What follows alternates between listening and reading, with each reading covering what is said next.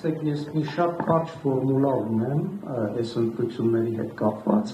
Այս ընտրությունները ոչ թե այս կամ այն կուսակցությանը իշխանության բերելու չբերելու խնդիր են, այլ այս ընտրությունները Հայաստանի եւ չ-Հայաստանի միջև ընտրության խնդիրն է, որովհետեւ եթե այսօրվա իշխանությունը վերարտադրվեց, ապա Հայաստանից ոչինչ չի մնալու բառից բուն իմաստով։ Այսինքն մեզ սպասում է մի այնպիսի ապագա, որտեղ Հայաստանի Հանրապետությունը ժամանակի ընթացքում երկար թե կարճ, դա արդեն կանխատեսումների հարց է,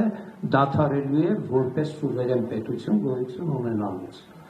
Այսօրվա իշխանությունը ինչ է ասում։ Ասում է ես խաղաղություն եմ հաստատել։ Ստում է, խաղաղություն չի հաստատված, պայմանագիր չկա, եթե կրակոցներ չկան, դա չի նշանակում, որ խաղաղություն է, եւ ինչ է ասում։ Ասում է եթե ես չլինեմ, խաղաղություն չի լինի, պատերազմ կլինի։ Այսինքն դրանից ինչ է հետևում։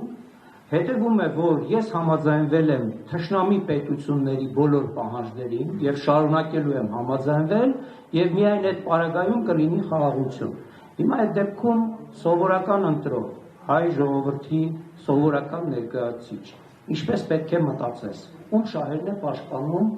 Նիկոլ Փաշինյանը եւ ԿՊ-ն։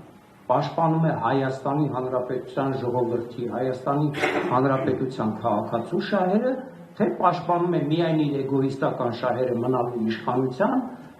թուրքերի եւ ադրբեջանցիների ուրեմն միջոցով։ Տեսեք, ավելի մեծ հակաքարոզչություն, որը որ Փաշինյանը կատարում է ասելով, որ եթե ես չլինեմ, պատերազմ է լինելու,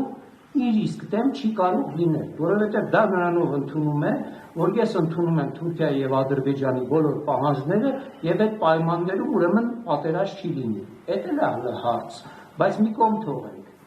Եթե ընդդիմությունը գալիս է իշխանության, Փաշինյանն ասում է, որ պատերազմ է լինելու։ Հիմա մենք պետք է կողմնորոշենք, այնուամենայնիվ մենք ում շահերն ենք ուզում պաշտպանել։ Մեր իսկ Հայաստանի Հանրապետության քաղաքացիների շահերը, թե պաշտպանում են ԿՊ-ի ու Նիկոլ Փաշինյանի շահերը։ Այնպես որ այս տարվա ընտրությունը իսկապես ճակատագրական ընտրություն է եւ երբեք մեր Հայաստանի Հանրապետության անկախության ձեռքբերումից հետո մենք այսպիսի երկընտրանքի առջև երբևէ կանգնած չենք եղել։ Մենք կարող ենք քննադատել առաջին նախագահային, երկրորդ նախագահային, երրորդ նախագահային, այս կամ այն սխալների, թերությունների եւ այլնի համար, բայց մենք երբեք չենք կանգնել գոյաբանական սպառնալիքի առջև, որ Հայաստանի Հանրապետությունը կլինի, թե չի լինի։ Այսօրվա իշխանությանը եկել է լոզունգներով, որ Արցախը Հայաստան է, Հայաստանը ինքնիշխան պետություն է եւ այլն, հիմա մենք տեսնում ենք, որ դրանից ոչինչ չի մնացել, Արցախից ոչինչ չի մնացել, հիմա Հայաստանը հերթն է։ Այնպես որ սովորական Հայաստանի Հանրապետության քաղաքացուն ես կոչ կանեմ մասնակցել ընտրություններին, որտեղ չմասնակցելը նշանակում է աջակցել այսօրվա ռեժիմին, եւ երկրորդ ընտրություն կատարել այն քաղաքական ընդդիմադիր ուժերի միջև, որևէ մեկ ուժի միջև, որը ռեալ շանսեր ունի մտնելու պարլամենտ, որովհետև իմ երկրորդ մտավախությունը, բացի նրանից, որ քիչ մասնակցություն կլինի, երկրորդ մտավախությունը այն է, որ հնարավոր է, որ այդ ձայները փոշիանան, ընդդիմության ձայները փոշիանան, իսկ դա օբյեկտիվորեն ջուր է լցնելու Փաշինյանի ջրաղացին։ Ընտրությունը Հայաստանի եւ չ-Հայաստանի միջև է եւ դա պետք է գիտակցել։ Շնորհակալություն, պարոն Խաչատրյան։ Նախ փոքրիկ մի հատ ռեմարկ, հետո ավագ եզրափակիչ խոսքս լավ։ Քանի ազգային ժողովում մեծամասնությունը ԿՊ-ն է, եկեք կուսակցությունների նկատմամբ սահմանափակումների հարցը չբարձրացնենք, որովհետև վաղ ենք կարող ասի, գիտեք, խորհրդանական ընդդիմադիր ուժեր, կուսակցություններ, որ Արցախի Հանրապետության դրոշն են գրել դահլիճում, եւ ձեզնից շատերը նաեւ իրենց աշխատասենյակներում, դա ժողովրդների միջև թշնամանքի քարոզում է, իսկ այն կուսակցությունները, որտեղ Ադրբեջանը ակնեվաբար դա չի ուզում եւ ադրբեջանական մամուլը դա պարզ գրում է, դրանց քաղաքական գործիչներն էլ են ասում։ Դուք թշնամանք եք քարոզում, նշանակում է դուք պետքա դատվեք։ Եկեք իրանց մոտ առանձնել չար մտքերի գեներատորը լավ աշխատում, ես կոչ կանեի հավելյալ չար մտքեր իրանց չտալ, նույնիսկ եթե մտադրությունը իրավամբ բարի է։ Հիմա քաղաքական ուժերի վարքագիծը ակնհայտ պարզ մաթեմատիկան է ասում, որ եթե Նիկոլ Փաշինյանը ունի ինչ-որ մի խումբ հետևորդներ,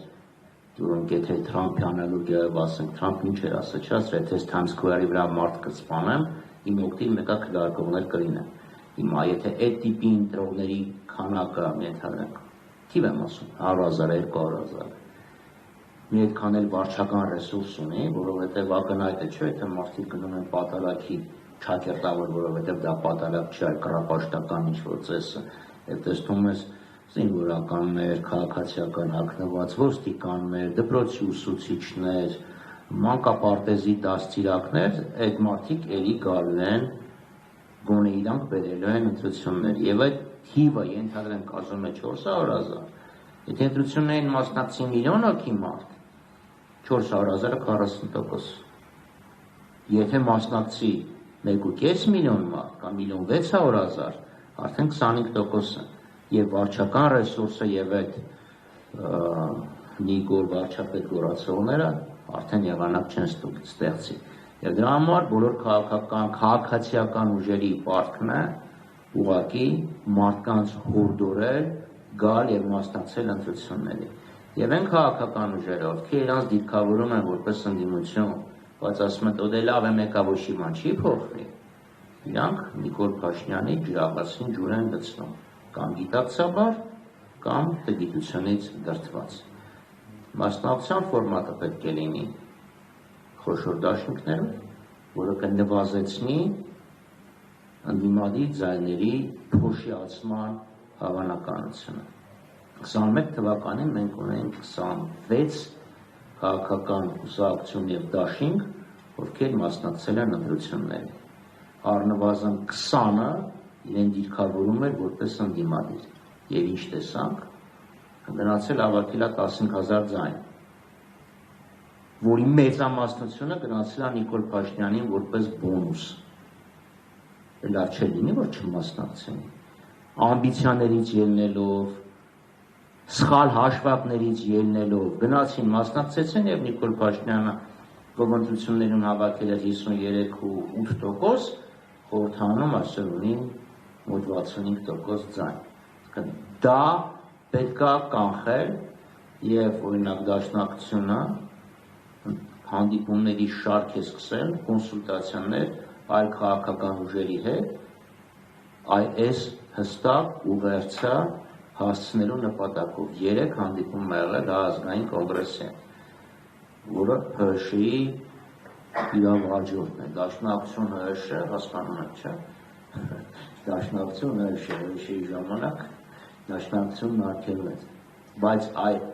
պատասխանատվության զգացումը դրդում է, որ մենք հանդիպումներ ունենանք եւ մարդկանց համոզենք, ասենք, չհասանող գնա,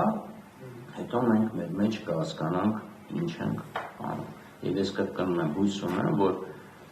այն քաղաքական ուժերը, ովքեր տեսնում են, որ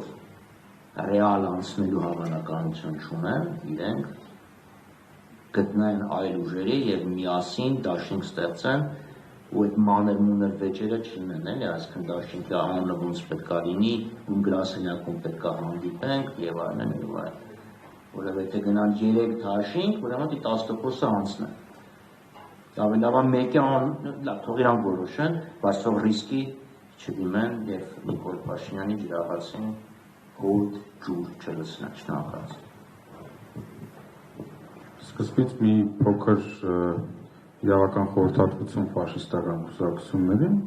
եթե դուք ուզում եք Հայաստանի Հանրապետությունում գրանցվեք եւ ձեր կառավարախոսությունը ֆաշիստական է, ուղղակի մի գրեք դրա մասին ձեր հիմնադիր փաստաթղթերում։ Այսինքն ես չհասկացա ինչի ես ֆաշիստական կուսակցության մասով օրինակը քննարկվեց ինձ շատ, բայց խոսքը հենց դրա մասին է, որ ավելորդ ձևականություններով, օրենսգրքերը, օրենքները ծանրաբեռնելով մեր հասարակական եւ քաղաքական կյանքը չի փոխվում, որտեղ դրա ակտորները մենք ենք, մեր նման մարդիկ են, մեր բնակչությունն է։ Իհարկե դրանք լավ կլինի, որ ամեն օր ռեֆորմի արդյունքում լավացվեն, լավարկվեն, կարծում հենց այդպես էլ եղել է, դիրքերություններով, հանդերձ էվոլյուցիոն զարգացման, բայց հիմնական պատճառը երբեք ոչ օրենքն է, ոչ սահմանադրությունը մեր դժբախտությունների։ Ես քաղաքական բալանսի մասին հիմնականում խոսեցի, այդ թեզը նորից առաջ տանելով, այսօր էլ վաղնել մյուսօրն էլ կոչ եմ անելու մասնակցել ընտրությունների եւ չմասնակցելու պարագայում հիշել, որ ձեր վաղվա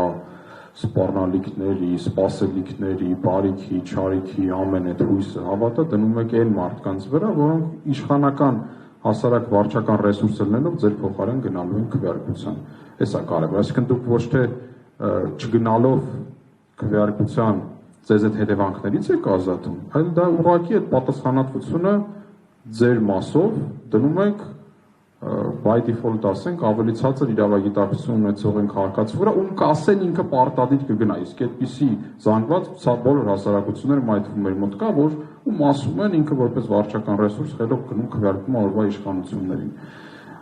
Էսա հիմնական հանգամանքը, որ պետք է հաշվի առնենք եւ հաշվի առնենք, որ եթե չեք ուզում, որ ձեր տարածքում, ձեր ռեգիոնում, մարզում, քաղաքում ձեր տեր հորը հոգևորականներին նշանակի եւ թույլ տա պատարակ մատուցել ազգային անվտանգության ծառայությունը, եթե դուք այդպիսի հասարակությունում չեք ուզում ապրել, եթե դուք չեք ուզում ապրել այն հասարակությունում, որ մեծահարուստ կլինի, միջին հարուստ կլինի կամ ինչ-որ սեփականություն ունեցող կլինի, քաղաքական ճաշակով զրկում են սեփականությունից, երբ ձեր քաղաքացիական իրավունքները պաշտպանված չեն, անվտանգային միջավայրը վերջին տարիների ընթացքում 5, 6, 7 ամեն օր գնալով վատացել է, ձեր երկիրը ոչ թե ունեցել է ինչ-որ բարելավումներ դիրքային, տարածքային, այլ միշտ ունեցել է կորուստներ, ժողովրդավարական, բանակի ամրության, մնացած արտաքին հարցերով։ Եթե դուք չեք ուզում այդ ամեն ինչը շարունակվի եւ չեք ուզում ապրել առանց որևէ ծրագրի, առանց որևէ գաղափարի, առանց որևէ նպատակի իշխանությունների պարագայում, ապա պետք է իրականացնենք իշխանություն, բոլորս պետք է իրականացնենք իշխանափոխություն այս տարվա ընթացքում։ Հակառակ պարագայում մի հատ հետ նայեք ու հասկացեք, կա արդյոք մի ճանապարհ, ընդդիմությանը շատ են մեղադրում շատ հաճախ, օբյեկտիվորեն, որ այս հարցի վերաբերյալ միջև վերջ ավելի խորը վերլուծություն չտալի այն հարցի։ Իսկ այս իշխանությունները ուր են տանում այս երկիրը, ճանապարհը կա, բացի այդ խաղային մանևրերից, աշխարհաքաղաքական կենտրոնների միջև եւ դրա արդյունքում մեր երկրին հասցվող վնաս։ Բացի այդ մանևրերից, ինչ-որ ճանապարհ կա, ուր ենք մենք գնում, ո՞նց է մեր պետական սերվիզը զարգանալու, ո՞նց է մեր դատական համակարգը զարգանալու, ո՞նց է արտաքին քաղաքական մասով մարտահրավերների նոր Արցախի կորստից հետո մեր արտաքին մարտահրավերները ահագնացած, դրա լուծումը ոնց է տրվելու, կա, թե մենք ուղղակի ինչ-որ կիսատ բռատ պրոտոկոլների, մեմորանդումների, ինձ կզանգեք WhatsApp-ով ես այդ հարցերը կլուծեմ, նմանատիպ խոստումների հույսին ենք մնալու այլ երկրների նախագահների։ Այս են հարցերն են, որոնց շուրջ պետք է մտածենք, մարսենք, քննարկենք եւ վստահաբար գնանք ընտրությունների։